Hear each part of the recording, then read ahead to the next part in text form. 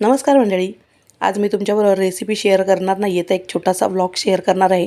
खूप दिवसानंतर मी आज व्लॉग टाकते आहे आणि त्यातून काय झालं माहिती आहे का, मी भजीसुद्धा बघा, मी कधीच ना इतके मोठे मोठे भजी करत नाही, अगदी नाजूक नाजूक करते प्रत्येक वेळी.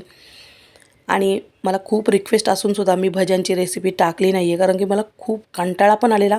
मेन म्हणजे कंटाळा नाही, थोडंसं ना रेस्ट पाहिजे. असं वाटतं की ना रोज रोज रोज रोज तीच तीच कामं करूनसुद्धा ना थकवा येऊन जातो. तर तसं झालं आहे माझ्यासोबत आणि त्यातून मला 2 दिवस बाहेर जायचं आहे. मग त्याच्यामुळे ना काय करू ना तेच सुचत नाही, असं होऊन जातं मला. आणि 2 दिवस बाहेर जायचं म्हणजे 2 दिवसांसाठी बाहेर नाही जायचं आहे, म्हणजे 2 दिवस दुसरीकडे काम आहे ना त्यासाठी बाहेर जायचं आहे. मग त्याच्यामुळे मला व्हिडिओ करायला जरा जमली नाही आहे आज.